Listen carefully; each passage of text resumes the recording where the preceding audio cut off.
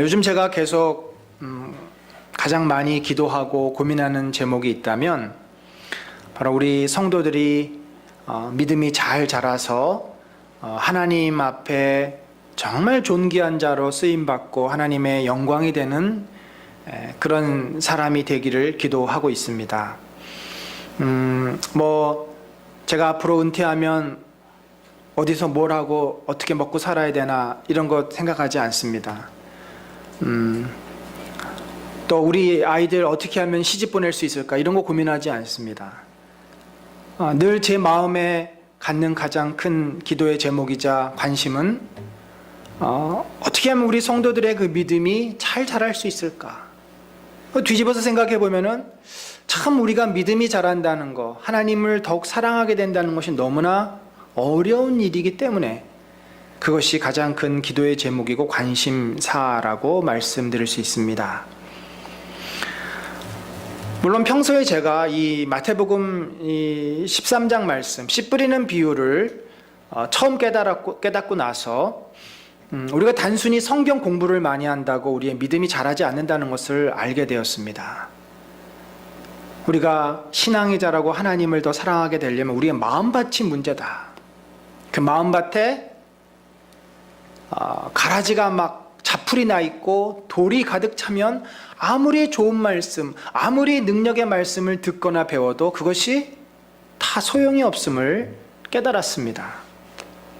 그래서 어떻게 보면 그동안 제가 목회하면서 이 심리적인 문제, 정서적인 문제도 강조하고 그것이 우리가 하나님을 더 사랑하게 되는 매우 중요한 어떤 선결되어야 될 문제임을 그렇게 말씀을 드렸습니다.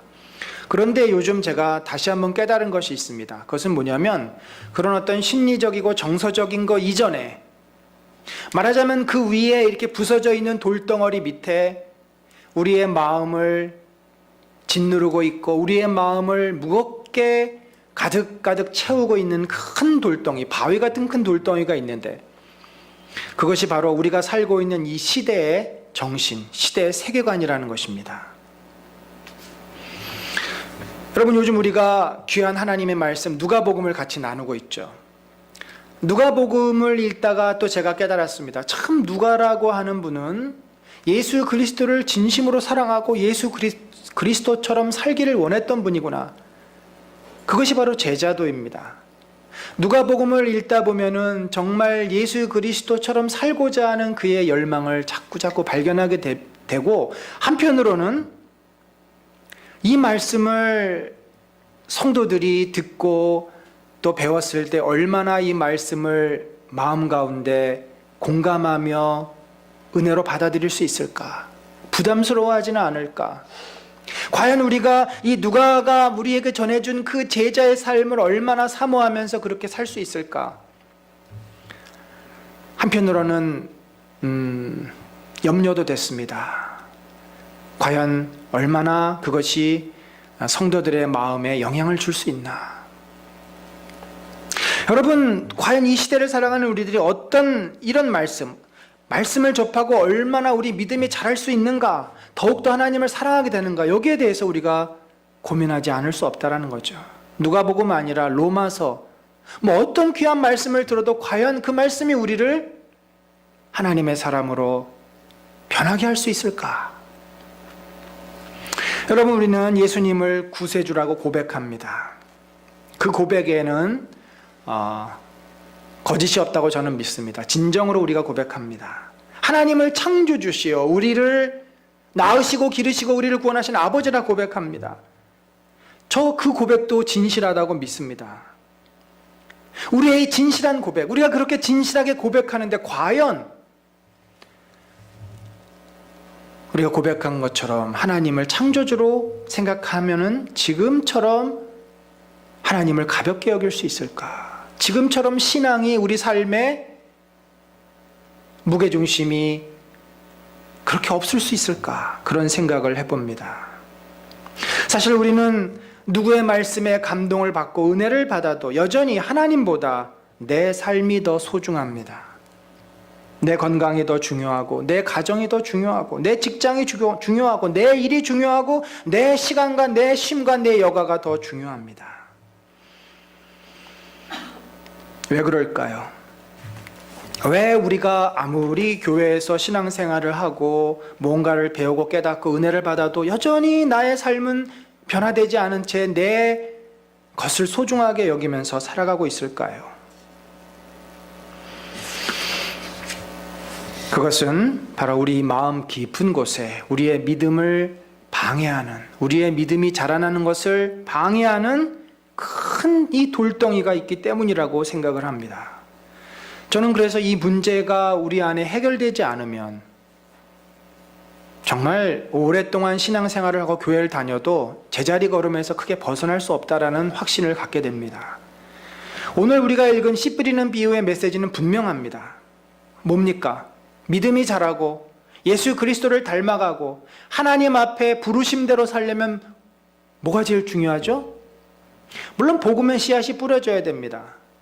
그러나 복음의 씨앗이 아무리 뿌려져도 그 마음밭이 옥토가 되지 않으면, 다른 말로 말하면 그 마음밭에 불순물이 많으면, 돌이 있고 가시덤불이 있고 바위가 있고 이런 것들이 있으면 그 씨앗은 자라다가 더 이상 자라지 못하고, 자라기는 하는데 열매를 맺지 못하고 결코 믿음의 성장은 기대할 수 없다라는 말입니다. 도대체 우리 마음밭에 무슨 일이 일어나고 있을까요?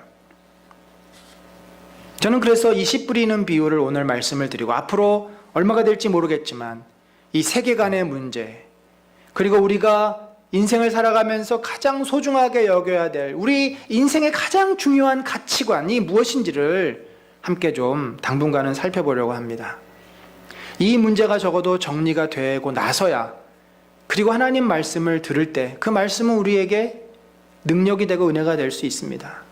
그러지 않고는 계속 듣는 그 지식으로만 끝납니다.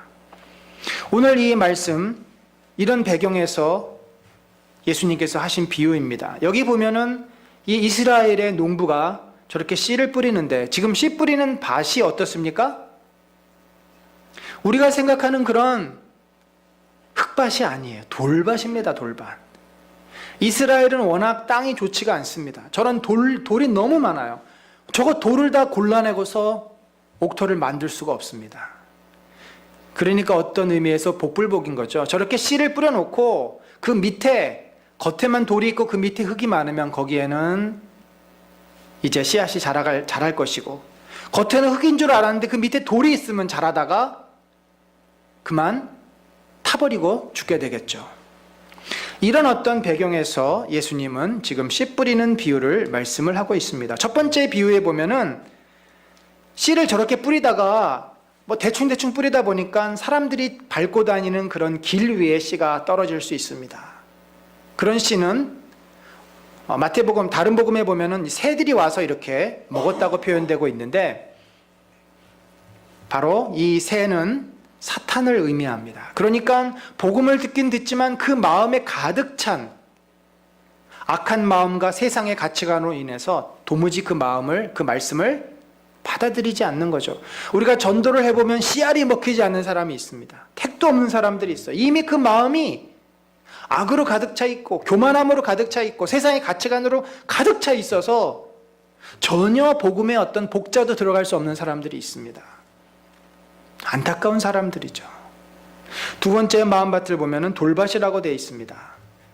돌밭은 저렇게 돌이 많은 곳이에요. 딱 떨어져서 씨앗이 이제 발아해서 뭔가 뿌리를 내리는데 보니까 그 밑에 돌이 있는 거예요. 더 이상 내려갈 수가 없습니다. 이것은 뭐라고 해석을 했냐면, 말씀을 듣고 즉시 기쁨으로 받되 어떻게 해요? 그 속에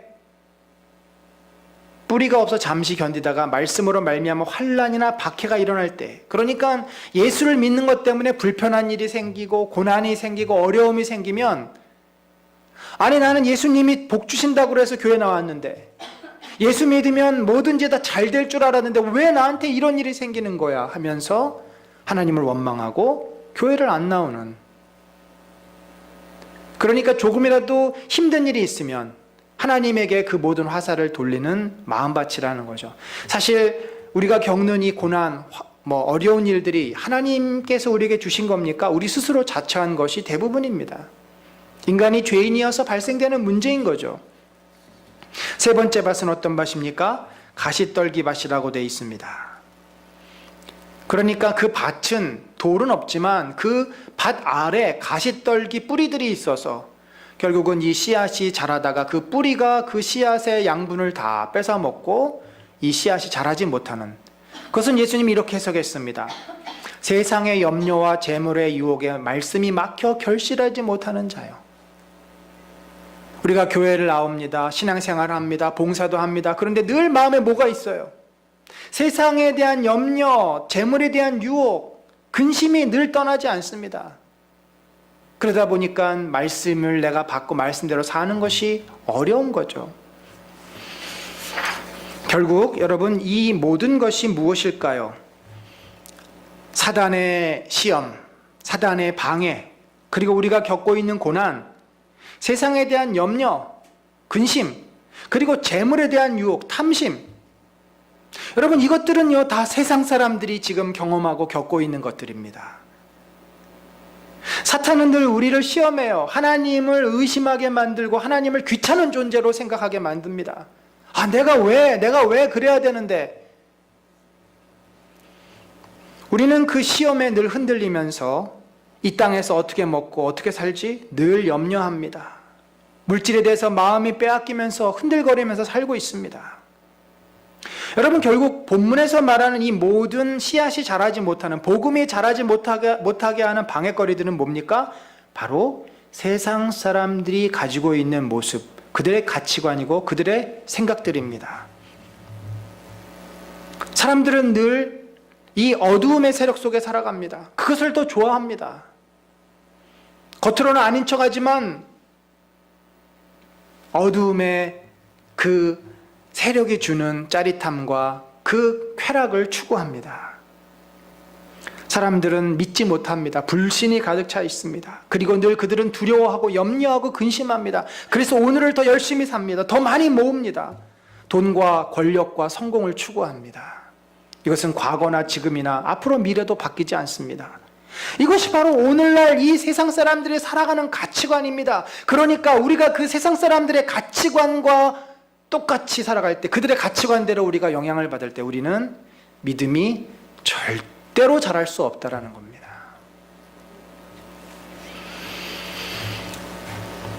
구약 성경에 보면은 이스라엘 백성이 우상 섬기는 자리에 가지 못하도록 그렇게 모세가, 여호수아가 강조하고 또 강조하고 또 강조합니다.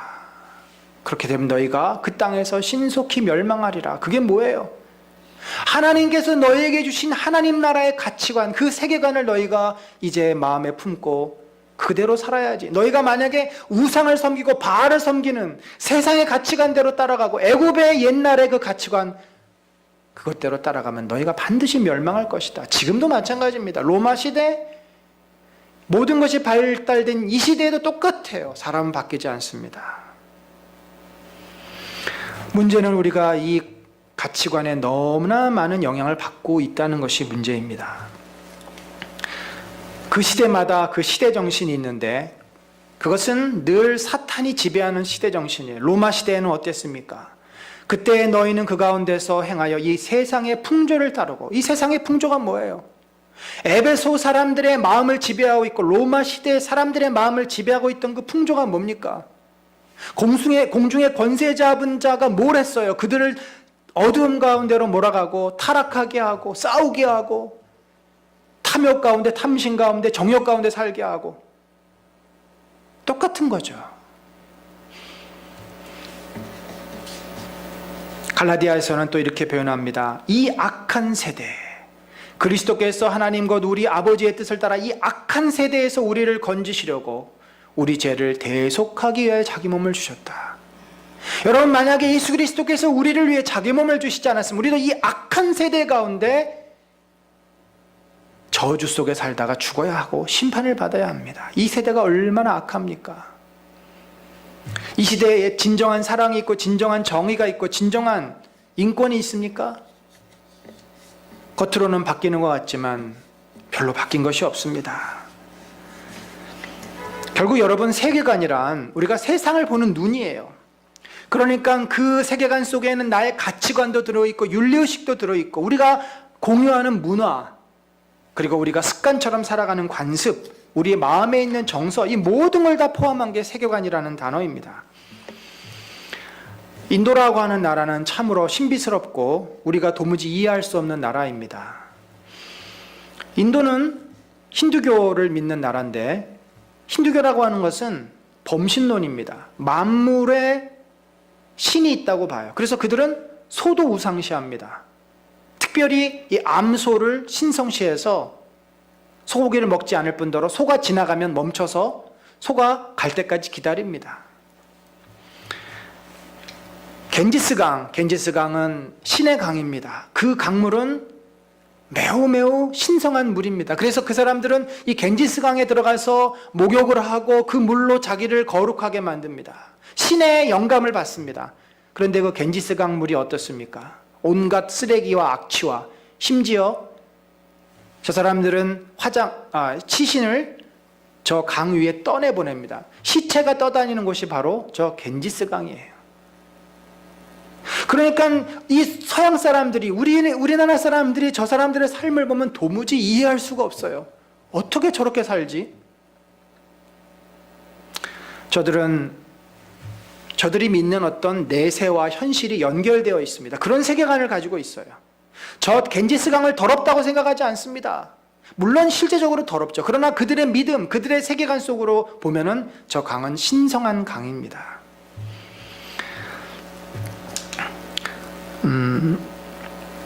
태국의 불교도들은 모든 것을 운명으로 받아들입니다. 현실이 아무리 부조리하고 왕가가 부정부패를 저질러도 그 사람들은 그것을 운명으로 돌립니다. 그리고 자기가 지금 이렇게 가난한 것이 정부가 정책을 잘못 펴서가 아니라 내 업보가 쌓이지 않아서 그렇다. 그래서 내가 선행을 많이 베풀고 열심히 불공을 들이면 다음 세계에는 내가 좀 더 나은 생으로 환생될 것이다. 그렇게 믿습니다. 그래서 이 태국 사람들은 무슨 저항이라든지 혁명이라든지 이런 것들을 잘 하려고 하질 않습니다.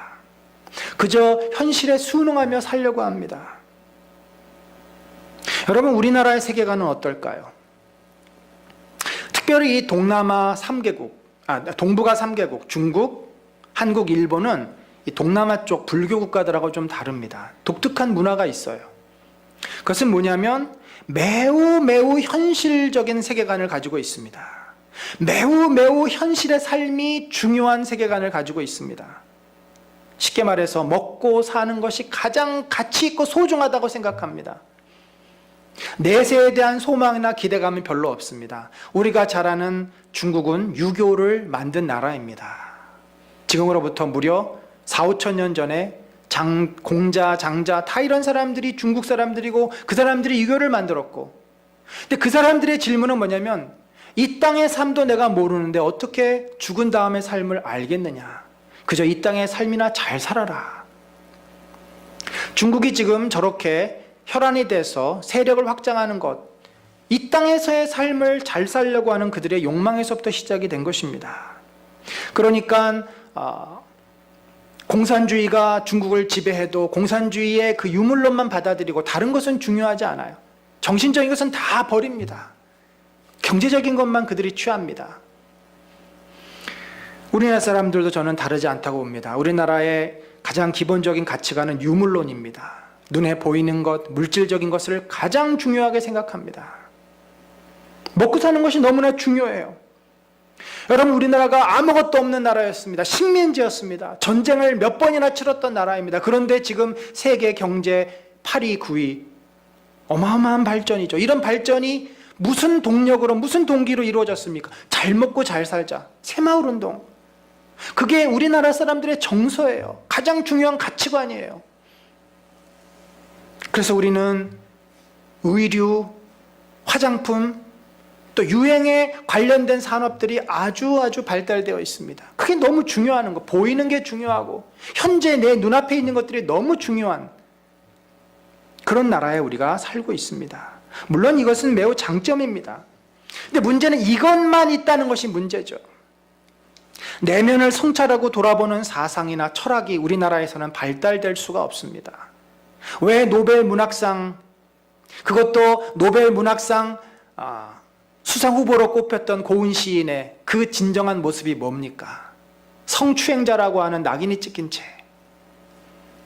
우리나라는 왜 그 고매한 그 작품 세계가 펼쳐지지 않습니까?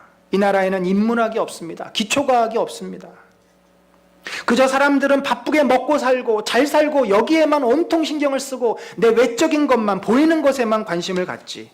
우리의 속사람, 속마음, 우리의 내면을 돌아보고 내 내면이 어떻게 생겼는지, 내 내면의 진정한 모습이 무엇인지를 돌아보는 사람은 별로 없습니다. 우리 아이들을 교육시킬 때도 아이들의 정서적인 건강, 아이들의 정신적인 세계를 위해서 우리가 무엇을 합니까? 아무것도 하지 못합니다. 할 수 있는 능력도 없습니다. 오로지 아이들이 이 땅에서 먹고 잘 살 수 있는 기술을 가르치는 일, 그저 공부 잘하는 거, 그거밖에는 우리의 관심이 없어요. 그러나 인간은 잘 먹고 잘 사는 것으로 행복해질 수 없습니다. 역사가 증명합니다. 우리의 마음이 건강해야 삶이 건강한 거지. 내가 많은 지식이 있고 능력이 있다고 해서 인간이 결코 행복해질 수 없습니다. 고려는 불교를 숭배하는 나라였습니다. 반면에 조선은 유교를 그들의 통치 철학으로 생각하고 유교를 신봉했습니다. 왜 고려는 불교를, 조선은 유교를 받아들였습니까? 그것은 그 종교가, 그 이념이 나라를 가장 잘 지킬 수 있다고 믿었기 때문입니다. 그러니까 우리나라에는 어떤 종교가 들어오든지 결국 그 종교는 뭐합니까? 나라를 지키고 나라를 부강하게 하고 나를 힘있게 하고 나를 잘 먹게 잘 살게 해주는 데 도움이 되는 수단이 되고 맙니다. 여러분 아시잖아요. 불교라는 것은 원래 세상에서부터 떠나는 거예요. 속세를 떠나는 게 불교예요. 근데 희한하게 사람들이 절에 가서 세상에서 잘 먹고 잘 살게 해달라고 불공을 드려요. 이게 얼마나 어처구니 없는 넌센스입니까? 왜 무슨 해민 스님 이런 분이 왜 세상에 나와가지고 왜 사람들에게 감동적인 이야기를 합니까? 그건 사실은 넌센스예요. 물론 뭐 중생을 구원하기 위해서 그런 포교를 한다고 하지만 그것은 진정한 불교의 정신은 아닙니다. 불교는 산속에 들어가서 자기가 수행을 해야 되는 거예요. 고행을 하고 수행을 해서 이 세상에 그 사람이 가지고 있는 모든 애호욕, 그 칠정이라고 하는 그 인간의 본성으로부터 벗어나는 것이 불교의 핵심입니다. 그런데 오늘날 불교는 사람들에게 복을 비는 곳으로 전락돼 버리고 맙니다. 우리가 믿는 기독교 역시 마찬가지예요. 기독교라는 것은 하나님의 영광, 하나님의 나라를 세우는 것이 가장 핵심입니다. 영원과 이 현실이 기독교처럼 아주 긴밀하게 연결되어 있는 종교는 없어요. 다른 종교는 영혼을 이 땅으로 잠시 빌려올 뿐이고 그 영혼의 세계도 이 땅의 모습으로 묘사하지만 기독교는 이 땅이 영혼의 삶으로 돌아가는 훨씬 더 무게중심이 하나님 나라에 있습니다. 그런데 오늘날 한국교회가 어떤 곳으로 바뀝니까? 이 땅에서 잘 먹고 잘 살기 위해서 복을 비는 그런 종교가 돼버리고 맙니다. 어느 누구도 하나님의 나라 그 영혼을 위해서 자신의 삶을 드리려고 하는 사람들을 찾아보기가 점점 어려워지고 있습니다. 중국도 마찬가지예요. 중국도 도교나 불교, 유교 다 속세를 떠나서 수행하는 게 아니라 복을 비는 수단. 그래서 여러분 중국 여행 가보시면 알겠지만 어느 곳에서는 관우상을 놓고 거기에 절을 해요. 왜 관우한테 절을 합니까? 우리가 아는 우리 유교, 제사를 왜 드려요? 원래 제사를 드리는 이유는 조상을 숭배해서 질서를 지키기 위해서 한 거예요. 그 전통을 지키고 질서를 유지하기 위해서 권위주의, 가부장적인 권위주의를 유지하기 위해서 제사 제도를 만든 건데 나중엔 제사가 뭐죠? 귀신에게 빌어서 복을 받는 거. 귀신의 마음을 달래는 무속신앙으로 바뀌고 맙니다. 일본 이 교토에 가면은 청수사라는 곳이 있습니다. 이건 제가 한 2014년도인가요? 저희 목사님들하고 한번 갈 일이 있어 직접 사진을 찍은 건데 제가 일본말로 돼 있어 정확히 뭔지는 모르지만 저게 복을 비는 그 표 같은 걸 사는 가격이에요. 저 표를 사가지고 신사 앞에 걸어놓고 저렇게 절을 하고 복을 빕니다. 공부 잘하게 해주세요. 취업 잘 되게 해주세요. 뭐 하게 해주세요. 뭐 하게 해주세요. 저 청수사 안에 저런 자그마한 신사가 얼마나 많은지 몰라요. 여기저기에 저런 신사들이 널려 있습니다. 다 이 젊은 아이들이 와서 다 복 비는 거예요. 이것은 그 후쿠오카 근처에 다자이후라는 곳에 텐만구라고 하는 신사가 있는데 거기에 보면 항문의 신이라고 하는 유명한 신사가 있습니다. 저게 뭐냐면 다 복 비는 표들이에요. 돈 내고 저 표를 사가지고 걸어 놓는 겁니다. 저게 소원을 적어 놓는 팻말이에요. 이번에 뭐 승진하게 해주세요. 이번에 합격하게 해주세요. 다 그런 것들이 적혀 있습니다. 결국 중국이나 우리나라나 일본이나 절에 가던 교회에 가던 어디 가던 결국 우리들이 다 하는 게 뭐예요? 잘 먹고 잘 살게 해주세요. 합격하게 해주세요. 취업하게 해주세요. 승진하게 해주세요. 건강하게 해주세요. 심지어 우리 목사님들, 장로님들, 권사님들의 기도의 거의 90%는 결국은 이 땅에서 잘 먹고 어려움 당치 않고 잘 살게 해주세요 라는 것이 기도의 대부분이라는 것입니다. 우리 마음속에 하나님을 하나님으로 그렇게 고백한다고 하면서 하나님의 영광을 위해서 내가 눈물로 기도하며 이 땅에 교회가 무너지는 것을 안타깝게 생각하고 교회가 회복되기를 위해서 기도하는 기도의 사람들이 점점 줄어들고 있다는 거죠. 우리의 마음의 기도의 제목, 하나님의 나라의 회복과 내가 주님의 제자로 살 수 있게 해달라는 그런 제목은 찾아보기 힘듭니다.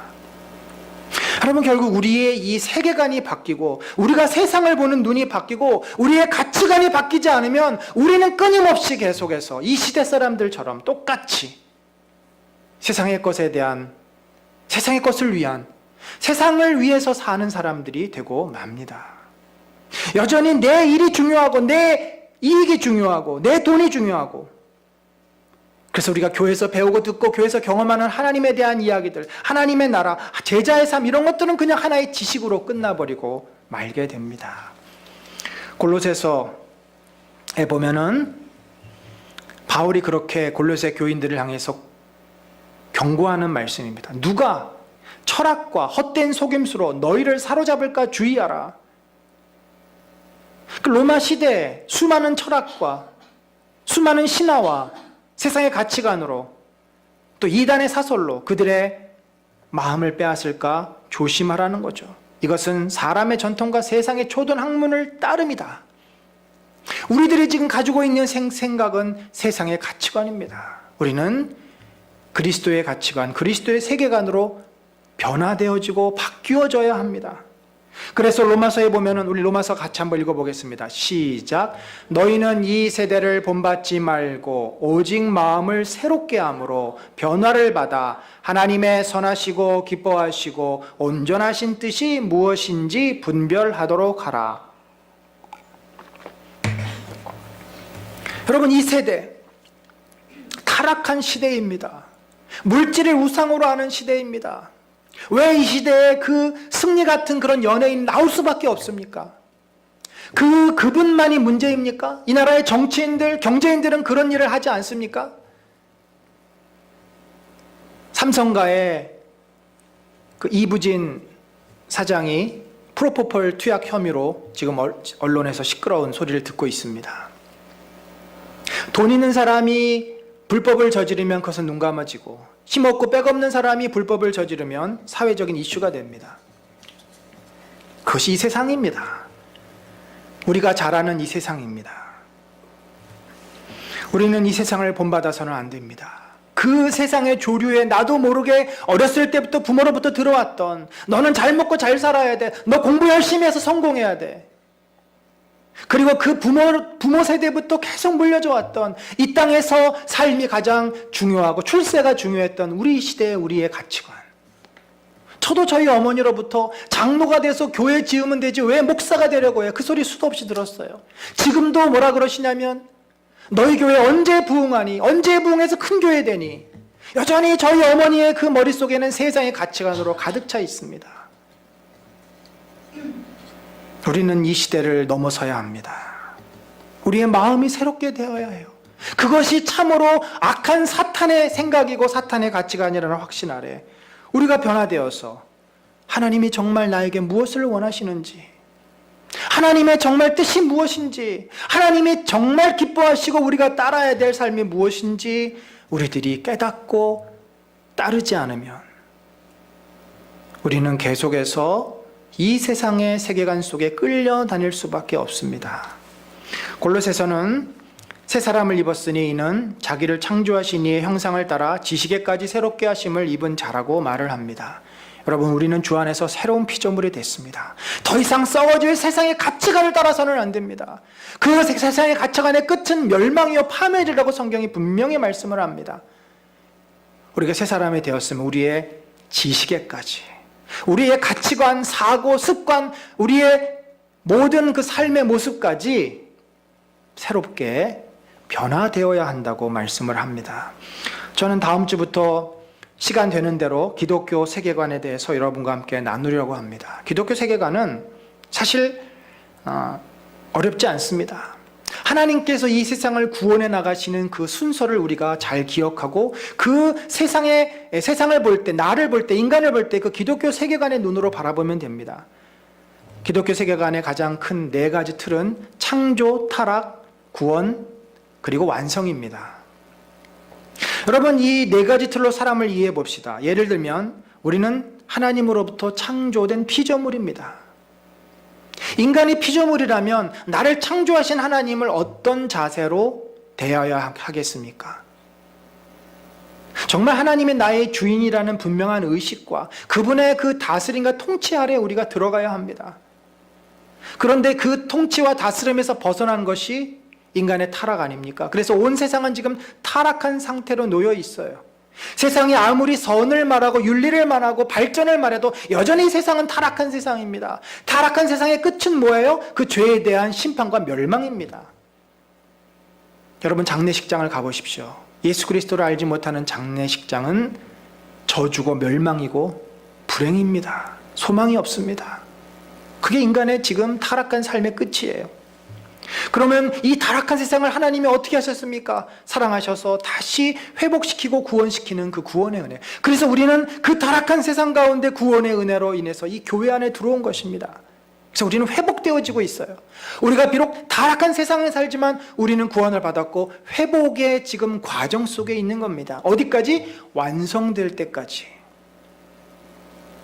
내 옆에 믿지 않는 사람들, 타락한 인생입니다. 아무리 나랑 친하고 아무리 나랑 사람이 선해 보여도 예수 그리스도를 믿지 않으면 죽어야 될, 영원히 심판받게 될 타락한 인생입니다.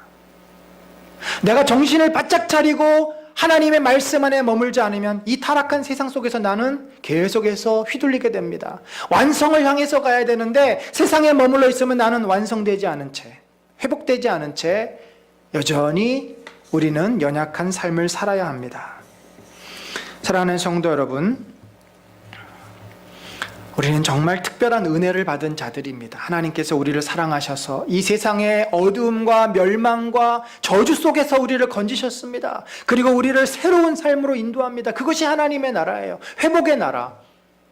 우리의 마음속에 가득 차 있고 나를 늘 지배하고 나를 짓누르는 이 세상의 가치관, 이 가치관을 내려놓고 하나님의 눈으로 세상을 바라보고 예수 그리스도의 마음으로 세상을 바라보는 이 기독교 세계관을, 기독교 가치관을 우리 모두가 품기를 바랍니다. 그것이 우리의 기도의 제목이고 그것이 우리의 삶의 목표고 우리의 매일의 삶에 애쓰고 수고해야 될 것임을 믿습니다. 그런 은혜 앞에 우리 모두가 나아가기를 간절히 축원합니다. 우리 다 같이 일어나셔서 314장 1절만 찬양한 후에 축도로 예배 마치겠습니다. 314장 1절 우리 같이 찬양하도록 하겠습니다.